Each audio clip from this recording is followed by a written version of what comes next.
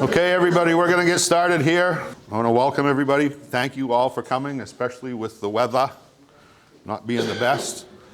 My name's Dave Sparks. I'm with the Harpswell Historical Society. This is the first of one of our 4 speaking programs that we're going to be hosting this year. Today we're honored to have Dr. Matthew Edney speak on the history of mapping, Harpswell, and the broader region. Dr. Edney is the professor in history of cartography at the Osher Map Library and Smith Center for Cartographic Education. This is located in Portland. It's part of the University of Southern Maine, where I actually graduated college in 1984 with a Bachelor of Arts in Psychology and a minor in Communications. That seems a long time ago. Without any further ado and taking up any more time, I will introduce to you, welcome Dr. Edney. Well, thank you, everybody, for coming out. I trust you can all hear me. Yes. Good. I'm all mic'd up, so yes. I was thinking that winter in Harpswell is going to be a bunch of hardy Mainers, so thank you for proving that you're all hardy Mainers and coming out. There's nothing I like more than talking about maps, right? And old maps in particular, so we'll go. So for those of you who don't know the Osher Map Library and Smith Center for Cartographic Education, and I should just say that there's another Smith Center, but that's the Herman Dunlap Smith Center for Research in the History of Cartography at the Newberry Library in Chicago. Different Smiths. Just for hay. So the Smith Center began first in 1985, 86, and then we added on the Osher Map Library in 1994. And I arrived there in 1995 with the job of teaching with the collection and helping to develop it. So I've sort of been a Mainer on and off since 1995, which is quite fun. I also, for my sins, direct the History of Cartography project at the University of Wisconsin in Madison. Inherited it from my old advisor back in 2005. We have big volumes. It was going to be 4 volumes totaling 1 million words. Each of the last 3, 4, 6, and 5 volumes are over 1 million words each. They're big. And volume 5, the last one, is in preparation. We're about 1/3 of the way through the copy edits. And the quickest way to go insane is to copy edit 1 million words, trying to be consistent throughout. This is all online for free public access. All you have to do is Google, if you want to read more, Google University of Chicago Press History of Cartography, and this should come up. And you just click on the side, and you'll get access to the volumes, and they're all PDFs, and they're wonderful stuff if you ever want to learn more. Volume 4 went online in 2023. 5 will go online 3 years after print publication, so by the end of 2030, at which point I can have my life back. So, now for the puffery. I've got a few sections. The first section is the first 2 are a bit long, and I'm going to zip through the others. So it's not going to be 6 sections, all as long as the very first, so don't worry there. Okay, introduction. So, basic principle of everything I do, everything I say, everything I teach, is we think of cartography as the single field, the single endeavor of making the world on paper, or remaking the world on paper, factually recording the world, putting it on paper in some way. My task is to explain that there's no such thing as cartography. The last book had that epigraph, there's no such thing as cartography, and this is a book about it. It's a fun topic. Rather, every map is made for a particular reason. Somebody wants a map to use about a certain area in a certain way. What this means is there are multiple ways of mapping or modes of mapping that are all really quite distinct. They interlap and overlap and interact, but by and large, geographical mapping is different from marine charting, is different from property mapping. And all of them are done by people with an interest in making a map of a particular territory. What this means for Harpswell is basically that most of the mapping done of Harpswell has been done by people from away. People have come in because they are interested in Harpswell for a particular reason. And they map Harpswell and surrounding areas for that reason.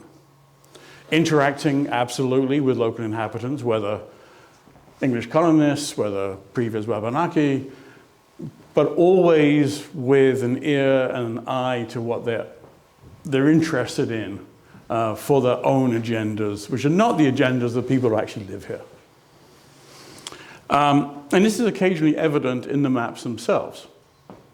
So, for example, way back in the 1770s, there was an attempt by the British government right on the eve of the Revolution to undertake a big survey of all of the coasts of colonial British America, from South Carolina, Georgia, all the way up to Labrador. And this part of the country was surveyed by a man called Samuel Holland, who was German originally, and he worked with a guy in this area called George Sproul, who was an Irishman, born actually in Dublin, capital city of Ireland. And here is a map that Sproul did showing, this is the Kennebec going up the left-hand side, and other lands, bays further east. Plan of the coast of the Kennebec River to Round Pond on the west side of Musconga's Bay, blah, blah, blah, blah. And it's by Samuel Holland, who's working for the Board of Trade and Plantations, the administrative group who's in charge, theoretically, of the British colonies, and is done by this guy, George Sproul. Now, I don't know how many of you have spent time going up the Kennebec River by boat, but you get up Fiddler's Reach, and there's a point where you're going to turn sharp left, and there's a point where you then immediately double to turn right to go up Long Reach up to Bath itself. And that inside second point is called doubling point, is where you double your course, right? Not to Sproul. Sproul was Irish, and what he heard from the local was Dublin Point. Is on the manuscript map that survived, and when the manuscript map is then printed, it's still there again, Dublin Point on the inside of that bend. The same thing can be said, we can find the same thing for Harpswell. Here is Sproul's map showing Casco Bay, Androscoggin, Upper Kennebec. And if we look very closely in, I'll come back to this in more detail, we can see most of Harpswell itself, various promontories. But way down here, there's a little island called Ragged Island. Not on this map. It's Ragged Ass Island. Some mariner is not very happy at this point. And sure enough, when you look in the printed map, there it is. There it is, nicey big, Ragged Ass Island. You look at the next map over, one that focuses just on Casco Bay, though, and somebody has censored it, so now it's just Rugged Island. These are all names that have been derived from a local source, but have been filtered through the surveyors, through their eyes and their ears as they're talking to locals. And so as you look at all these works, you've got to keep remembering that these maps are not being done by locals who, frankly, know the territory, know the coast, and really don't have an interest in graphing it out in any kind of way. A lot of oral performance. You know, how many lobstermen do you know who make maps of where their traps are and stuff? No, they know where their sites are. They talk about their sites orally with reference to landmarks, but they don't necessarily make maps. The maps are being made by people coming in from outside. So in terms of the early regional mapping, Harpswell barely, I'm sorry to say, barely gets a look in. John Smith is sort of the origins to some degree of the mapping of this region. He sailed down the coast from Monhegan in 1614, got to Cape Cod. He was just trying to find local people with whom he could trade for furs. He tried to go out to Penobscot Bay and Mount Desert, found the French had already traded for all the available beaver pelts for that season. So he turned around and went all the way down. Finally found some groups who had yet to sell their annual harvest of beaver pelts to any European traders. Stocked up, went back to Monhegan, met up with the rest of his trip, his expedition, and went off back to England. And in the process, he mapped Casco Bay this kind of way, and, you know, promontories, necks, islands, but that's about it. He doesn't even record in his narrative of this a name for this. In some parts further down near Cape Ann, he said, a country not yet discovered, that he didn't know, hadn't been told about. Doesn't even say that here. He's just passing on by, sees the islands from afar. Even when you get into the early 18th century, when Cyprian Southak, who was captain of the Massachusetts galley, came up to Casco Bay several times between 1700 and 1720, 24, generally bringing up diplomats who were negotiating peace with the local Abenaki. Right, so the King Philip's War of the 1670s was over and done with in a couple of years in southern New England. But in northern New England, the hostilities lasted on and off for 50-odd years until the 1720s, when the Abenaki are just so exhausted they can't keep the English out anymore. So Southak is responsible for bringing these various diplomats up to negotiate with the local sachems to allow remigration of English settlers back into this region, which is why Harpswell starts to get repopulated after the 1730s. So this is Southak's map of Casco Bay. It's a late version. It's first published about 1720. I like this version because you actually read the text about the Irish new settlement, troublesome Irish squatters over in Brunswick. And you can see how Brunswick town actually initially established on Casco Bay before moving its center over towards the Androscoggin a bit later. But simply, you've got Mere Point down here, you've got Maricopa Neck here, which is now Harpswell Neck, and that's about it. Because frankly, most of his interest is what's going on over here in Fall River and town of Falmouth, now Portland. A few years later, he made a much bigger map, 13 sheets. Yes, should have been 14, he just didn't bother with the 14th lower right sheet. It's a bit of a weird job. Sheet 8 goes from, includes Casco Bay, Penobscot Bay, with a wonderfully detailed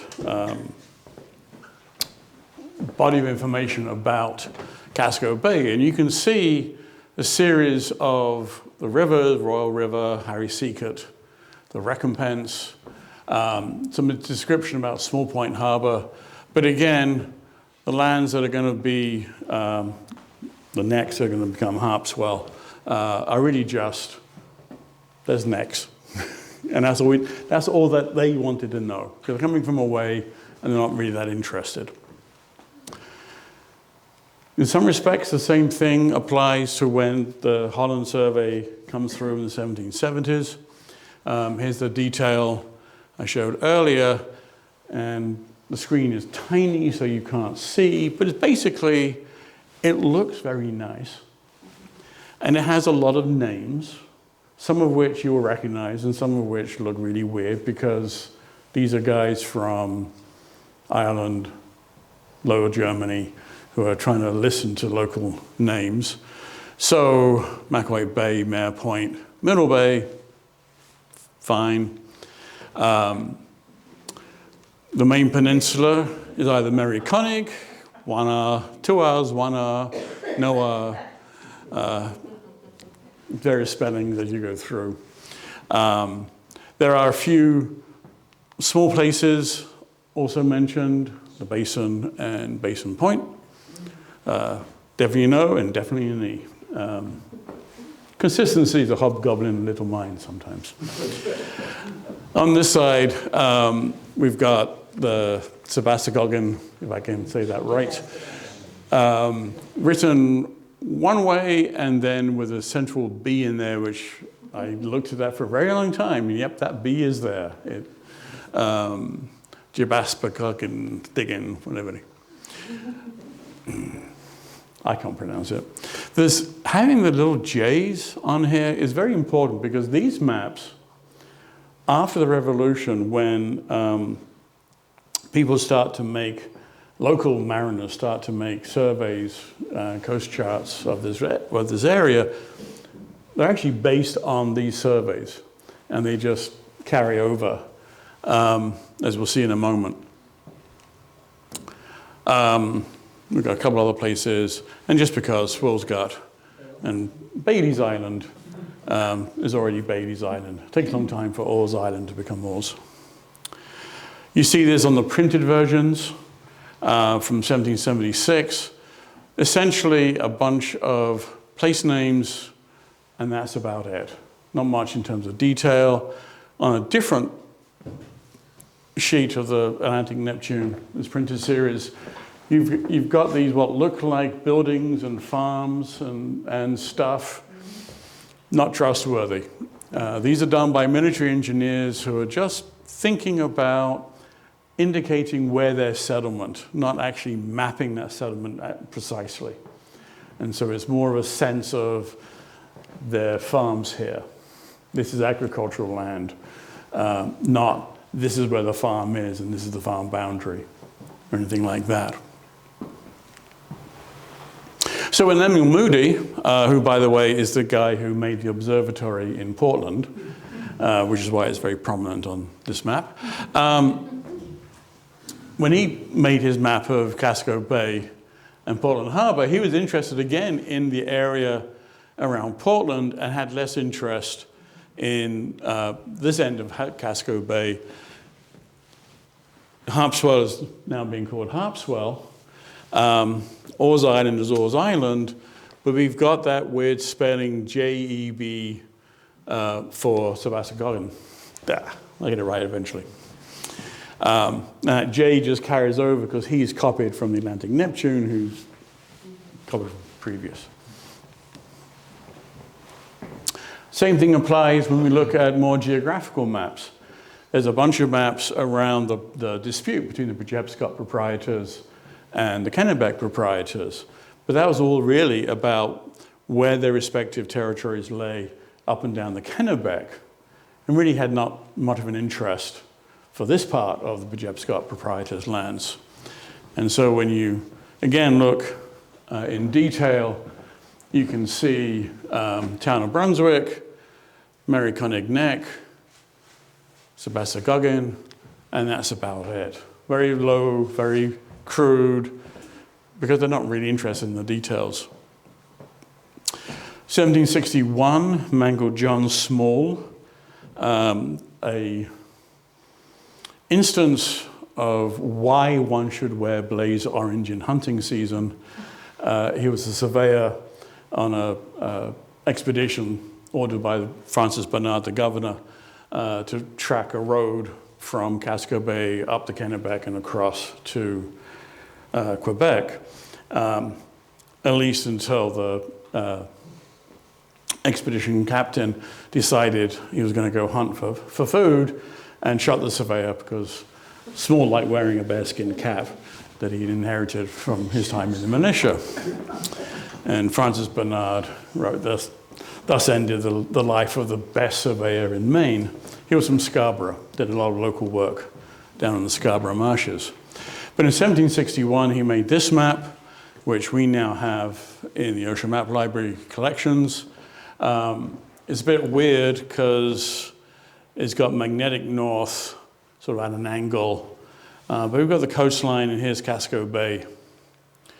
And again, most of the interest in the broad areas of the different towns. So Brunswick Town, and again, Harpswell, and Sebastopol, or Degon Island, whatever.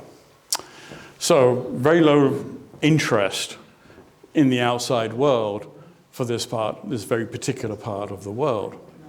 Unlike Portland, which is shown very nicely on the other end of Casco Bay. This starts to change post-revolution. In 1794, the General Court of Massachusetts issues a resolution that requires every town in the state of Massachusetts, which of course then included Maine, to make a plan of the town, showing the boundaries, showing mill sites and filling sites and meeting house sites and so on. And so the Massachusetts Archives have this wonderful collection, the 1794 map series, that goes through the entirety of the state, town by town. There's a later one in the 1830s that does not include Maine, unfortunately. And this is the plan done in 1795 of Harpswell. North is nice north arrow, roughly going that way. And again, we've got the main necks. There's a lot of text. Mostly it's about the locations of the meeting houses. One itself on Harpswell Neck and the other on the Great Island over here. And then information about how those islands and necks are connected to the mainland. This commentary is about the connection of Harpswell Neck, and then this one is mostly about the little bridge that connects the Great Island to the mainland. And other than that, there really isn't much on this, because none of the things that the state were interested in, quarries and mills and like, were actually here. And if they were, the surveyor Asa Lewis didn't include them. The idea of this project, to get all these maps and bring them of every town, was to then have them assembled into a single large map of the state. It actually happens in two parts. There's the Massachusetts part and the Maine part. There's actually two versions of the map. The 1798 version was done very badly and was rejected and had to be redone. This is the 1801, 1802 version, which has this wonderful cartouche showing the shipbuilding industry that is sort of Maine's economic claim at that time. And again, when you look down at Harpswell, you can see the town name. You've got the fact that it's 165 miles from Harpswell to Boston, 40 miles to the shire town of Cumberland, which is Portland. And that's about it, other than the two meeting houses are shown. And that's about it. So again, quite a simple map for this area. Freeport's not that much better. You got the post road, and you've got the meeting house, and that's about it. So those are big regional maps, mostly made by people from away, trying to get an understanding of what's Maine like, what's Casco Bay like, from a mariner's point of view or a state level geographical point of view. Property mapping is quite different. Property mapping is all about understanding boundaries of real estate with remarkably little attention to landforms, hills and stuff, unless they're part of a boundary. They're almost all manuscript. They are ubiquitous in colonial New England, and yet every individual map exists in no more than 4 or 5 copies, if that. One for landowner, maybe one in legal records, one in a record office, whether it's a county record office or state level colonial county office Record Office. Very, very few, but there are lots and lots and lots of them. Some of them do have references to local economic landform features. So this is at the very top of Harpswell Neck. There is an area of salt marsh, which is nicely captured in this map. Salt marsh, of course, is very, very economically useful. You can harvest the reeds once or twice a year. They make excellent winter fodder for cattle. Those in Scarborough are really extensive. And in fact, there are instances of the men of Gorham going down into the Scarborough marshes and harvesting the reeds without permission on land, on marshes owned by various colonists. And so on this side, we have the list of the people who together acquired the right to that marsh, and then who have succeeded them or bought out their rights, and then each lot that each individual has. So this is from 1719 is the original. This is a 1730 or so copy. This is from the Maine Historical Society, and you can find it at Maine Memory Network. If you don't know about Maine Memory Network, go look at it. It's a communal, statewide digital repository for all sorts of pictures and maps and documents that Maine Historical coordinates. If you go further, and you can actually tie this marsh to this portion of the map from Google Maps even today. Further down on that same piece of paper, you start to realize why this map was made. With a comment here, I do not find that Captain Heath had any right to sell lot number 6 at McCoy to Spear, attested by Belcher Noyes, who's one of the Pejobscott proprietors, agents anyway. So this is not quite in Harpswell, but is right next to.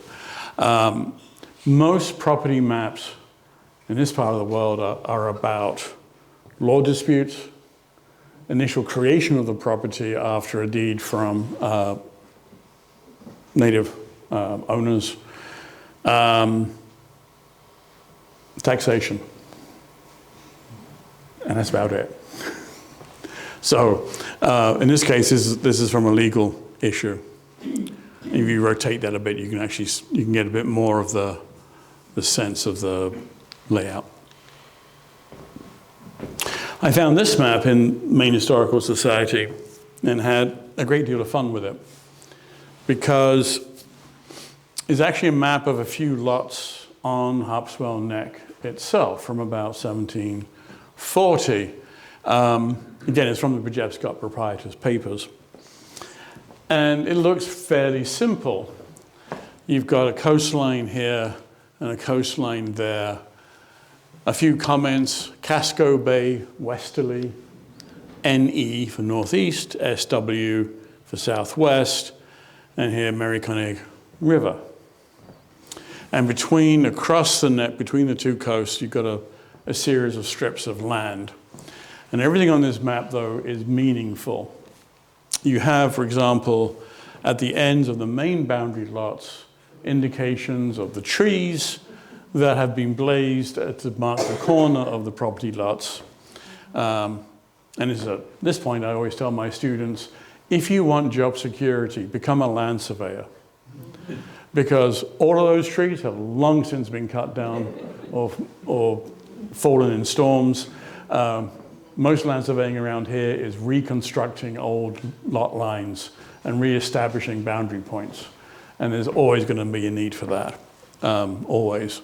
So anyway, we've got the boundary markers, and then we've got these, a number of little symbols for houses. So this is a way to say, okay, not only do we have land has been sold, but people have been building houses on that land. You also start to realize that all the houses that are marked are, of course, right by the water, because that's your form of access. Very few roads around here in the 18th century, of course. And then you start getting into all these numbers and things that are filling up the body. So just down in here, all the numbers are in rods.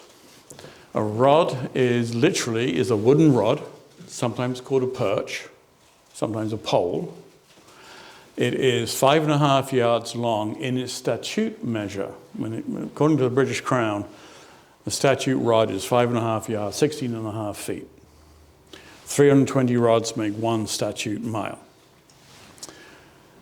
However, most land in early England, and I believe, I haven't figured out how to actually study this yet, but it'd be a retirement project for me.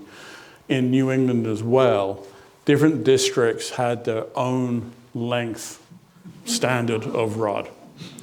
And so land was conveyed by that. And moreover, not only did they have their own rod for arable land, they would have a different rod for pasture land and a different rod shorter for forest lands and woodlands. It's very hard taking a 5.5 yard piece of wood through a woodland. So eventually they get standardized in Britain and then here as a chain. Chain is 66 feet. So 4 rods is a chain. There are 50-yard chains, 50 feet chains, and 100-foot chains used by engineers.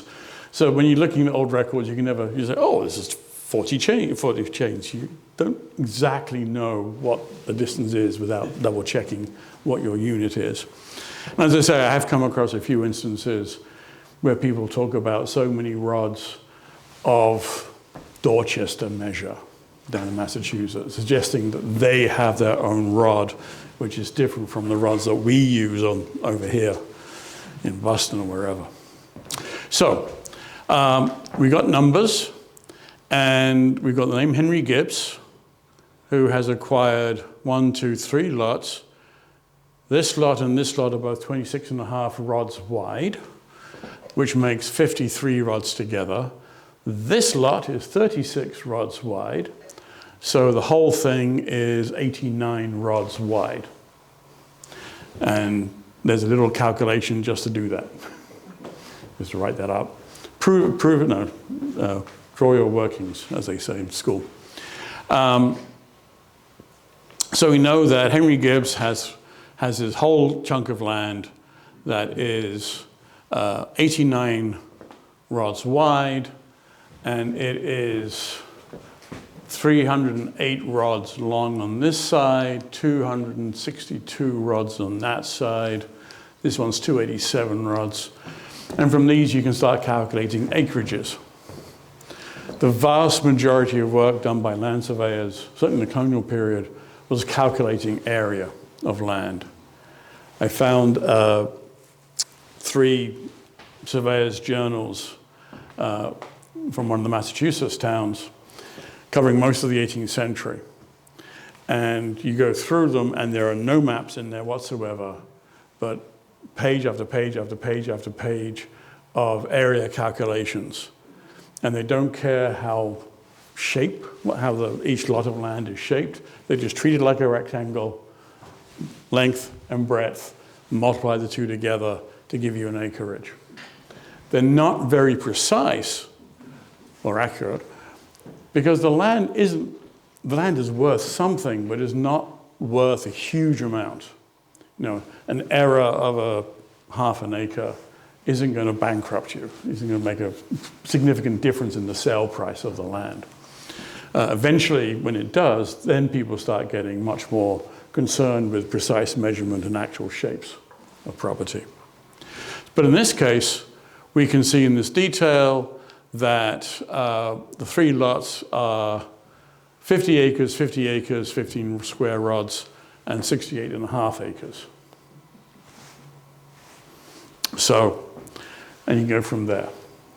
And that allows you to keep track of the sizes, and then if he's going to start selling off land, then you can figure out how far in from the coast the edge of the cell lot is going to be, and you can make further modifications.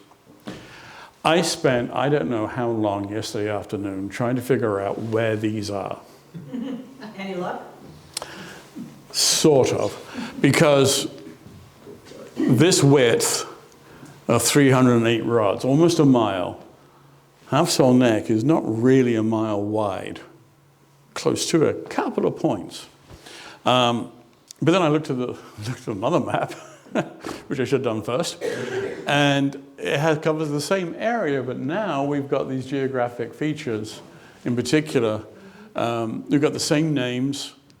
We've got Henry Gibbs acquired from John Watts, who still has this land, Isaac Royal, Joseph Wadsworth, same names here, same basic shape, but then we've also got, in particular, the basin. So now I know where it is. So this map references a deed of November 1742. It's got some later annotations. This is a later annotation labeling the prongs, and each of which have been nicely asterisked by this later annotator.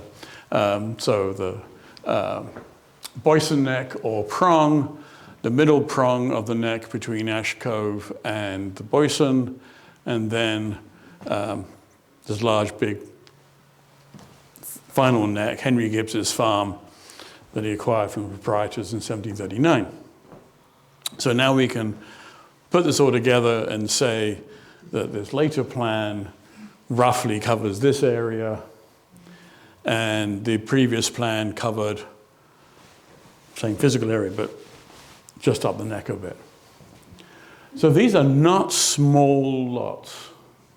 It's very tempting to look at these lots, especially the ones where you've got houses on, and think, oh, it's just like a modern small lot, when they're not. I noticed in that first map, the houses were marked on the property lines. Is that accurately where they were? Or saying somewhere on the lot there's a house? You're talking about that one there and that one there. These ones are not. My guess is that they were probably on the line or very close to, and may even be a point of dispute between landowners, and so get recorded that way. We have a wonderful plan in the map library of what was then known as Pownell Borough, which is Wiscasset and Dresden and Alna, all wrapped up in one. And you look at Wiscasset on the Sheepskirt and you think, oh, look, it's this nice nucleated village, because it has all these little houses, all individually drawn. It's all very nice. And then you actually look at the scale and realize that each one of those is actually, a good chunk of what would be downtown Wiscasset today. This is a much larger settlement than what's going to develop in the 19th century. So when you look at these plans, you always have to pay attention to what the scale is and how large these lots are, because these lots over time have been divided up and portioned among family and so on. And here's a later one. Same area. When you start finding a bunch of maps, property plans of the same lots of land several times within 10, 15 years, there's going to be property disputes. There's going to be some kind of issue that's being adjudicated. And in this case, the proprietors are just trying to keep track of what the different lots of land are and who owns them and who sold them to who. And so this one, again, is from 1743 and a bit. The same person added an asterisk for the 3 prongs. But this one in the middle, for example, starts having a property history. And these things are great if you're trying to reconstruct property ownership. So lot number 1, which is this whole coast to coast, across the neck, originally belonging to David Jeffreys, Esquire, by him sold to N. Cunningham, 2/3. Cunningham sells to Gibbs, and he sells to Isaac Royal, and by him sold to others. And then the other 1/3 of Jeffreys' original lot was acquired by Joseph Wadsworth. And you can start tracking this kind of information through the various registers that the proprietors keep. And you can start to build up a history of ownership. And some people who start agglomerating land, and some people who get really wealthy and immediately start selling everything off and collapse economically. It's a fun process. Moving forward into the 19th century, you start to get into the period of a federal mapping, not too much by the state. Another retirement project for me is a history of the mapping of Maine, which is really a history of economic development or plans for. Every time somebody says, we need to economically develop Maine, they come up with a map. And it's always coming in from the commercial side. There's a book there, I know. That's going to write it. But the federal mapping takes two lines. One is coastal, one is geological. And the hallmark of this mapping in the 19th century is that it's treating all parts of the territory the same. So everywhere gets treated the same, whether it's Portland, whether it's Boston, whether it's Harpswell. So this is a chart from annual report of the US Coast Survey from 1851, showing the triangulation framework that underpins all the Coast Survey mapping of West Coast and a bit later the East Coast, a bit later the West Coast as well. They do this big triangulation. It's a way to create a rigid geometry on which you can then do very, very detailed surveys. And the detailed surveys can be done very quickly and very easily, cheaply, because all the areas are constrained by this big, very expensive, very slow triangulation. Survey of the coast was begun in 1807, starts to get going in the 1830s. By the 1840s, they're doing triangulation, including across Casco Bay in this inset. Also makes me think of the number of times I've seen maps of New England, which are basically southern New England, with an inset for Maine, coming up the coast. It's quite a common feature. And they made maps like this. This is the 1870, US Coast Survey chart of Casco Bay. There are numerous versions of these maps. Historicalcharts.noaa.gov will get you to a huge database of digital copies of the old charts in the old NOAA map library. Wonderful resource. It's not comprehensive, but you can find a lot of stuff here, a lot of stuff there. This is from Ocean Map Library. And when you start to look in more detail, you can see lots and lots of soundings. You've got people out in small boats with what are called station pointers with 3 prongs, and they look at 3 known places on the land, and those places have been fixed by this great triangulation. And so you can get really good, really detailed coastwise hydrographic mapping. For some reason, the early surveyors, founder Hessler and then Bache, his successor, decided to not only just do the coastline, which is really important, right? It's the place where ships cease to be ships, if you're not careful, but also to extend the survey for up to a mile or to the nearest big road inland. I still haven't figured out why they did that, but it makes the maps really quite important. And so just for example, there's really close detail. They're trying to deal with the different kinds of coastal features. You've got salt marsh as these horizontal stripes. You've got areas exposed at low tide in which depths are in feet. And then you've got beyond low tide depths in fathoms. So that one is a foot as opposed to a 6-foot fathom further out. They have a very nice sort of way of drawing rocky shorelines and so on. So very fun. These things get updated routinely. There's a lot of information, of course, that doesn't make it onto the maps that are locally known. In Portland Harbor, there was a case back in 2006. A brand new fire cutter the city bought ran aground on a ledge. And all the locals were like, yeah, we know that. But it never made it onto the charts. Anyway. Topographic mapping is the stuff that is done by the US Geological Survey, which was created as a way to map all the territories in the West and to figure out where the geological mineral deposits were so you can exploit them. You know, everything from gold to iron, artesian water for agriculture. And so I'm very pleased to say that Harpswell is one of those chosen places that sits right on the junction of 4 topographic maps. In the case, the original ones in the 1890s, Small Point, can't remember what this one is called, Freeport and Bath. You look at the Bath in more detail. It's 15 minutes of latitude and longitude. It's in 3 colors. And the most important thing is, that should have disappeared. The blue has nothing to do with depth. It's just a way to color an area blue when you can't use a solid wash because of the printing techniques.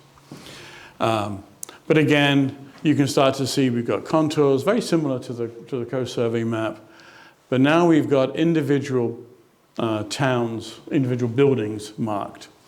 When you get into towns where they're more closely together, then you get an area shade. But out here, it's just individual buildings. And that's just a quick comparison to the Coast Survey chart from 20 years earlier. And I'm going to hack through because I want to get this one really quickly, which is through the 19th century, you have all these commercial publishers who are interested in mapping, and they're trying to appeal to sense of community. So in the 50s, 1850s, there's a whole series of county maps where businessmen from Philadelphia who had big lithographic printing presses had agents come up, do some surveys, collect a lot of subscriptions, go away over the winter, have them drawn up, printed, come back in the spring, sell off the subscription copies, sell them to people who hadn't bought an early cut price subscription, but who now wanted one, and then go on to the next town and the whole cycle starts again.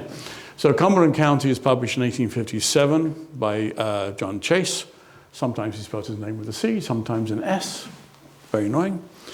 And here's Harpswell on that. And when you look in very closely, it's treated very similar to the rest of the town in that you have indication of roads, but also indication of the houses and who lives there, or who owns them. It's sort of like Google Street View for the 1850s. Whether these are people who also bought the map through a subscription or not, it's another matter. Out west, these things are really easy because everything is flat, straight grid. This part of the world is a lot more complex. And I like this one in particular because we can see JD ore, and I'm not sure there's an O ore, a D ore, a deer ore, another D ore, J ore. So the ores have finally made it onto Ores Island, or the other way around. Anyway, the same kind of process happens after the Civil War with a series of county atlases, and then the big state atlases in the 1890s. Here's Atlas of Cumberland County, which has one page for Brunswick and Harpswell. Otherwise, it's very, very similar. Again, the road and who owns a piece of property. In a couple of years, you need to invite young Louis Miller to come back because he's doing a PhD on these things. And it's really, really cool because he's really a visual historian. And these county maps as visual history in the mid-19th century. Very cool. And finally, we have a few maps of Harpswell that are issued to support tourism. at the very end of the 19th century. This is actually is found in a letter that we acquired from some guy to his sister-in-law about his wonderful holiday. And he has lots of little maps pasted into this letter. It's a fun little item. And this one is in there as well. You also find in a number of little picture books sold as tourist mementos. So this is glimpses of Portland and Casco Bay, Maine, with these wonderful pictures of people. Harpswell, Maine, reached only by the Harpswell Steamboat Company. And this book also includes a little advert for the steamboat company, again, showing the routes coming out into the harbor. I want to end with a fun puzzle. OML has this map by a guy called A.F. Sargent, Ocean View Park, East Harpswell, Maine, plan of cottage lots belonging to William B. Wyatt of Malden, Massachusetts. August 1907. And it has a note saying the village of Cundy is about 1 mile distant, population 400, and then drill holes and iron pins about where the boundary lines have been staked out. New Meadows River here, north arrow pointing that way. We've got a point of land, we've got a neck with a beach, and so there's more land down here. I, for the life of me, cannot figure out where this is. I will say that in our version, the surveyor, A.F. Sargent, has already claimed a whole bunch of the lots for himself. But I don't know if this was ever actually built. So I just don't know where this is. It's somewhere on the eastern edge of Harpswell. Indian Rest, maybe northeastern edge of Great Island. It's up there somewhere. There is a development there. Ah, There is a development there, but this isn't the map for it. right. Was this registered? Was Say this again? registered with the Registry of Deeds? I've no idea. I just found this map. Okay. I haven't actually researched it that way. Okay. I'm just looking at this shape and these geographical clues and looking at Google Maps going, no, that doesn't fit. If that north arrow is wrong, this could be the very tip south of Cundy's Harbor. Because you got that little neck. Does Indian Rest have a little nose that sticks out like that? There's a sort of a bit, but it's broader than that, you know? Where is So- this map if we want to look at it? It's in the Ocean Map Library. Oh, okay. You can go online, oceanmaps.org, and under advanced search, put 58162 into the barcode, and it will come up. Yeah, that's what I think. So I think it is. I end with this one because it's something that seems to be really straightforward, but it's not. It epitomizes all maps. All maps have these kinds of questions.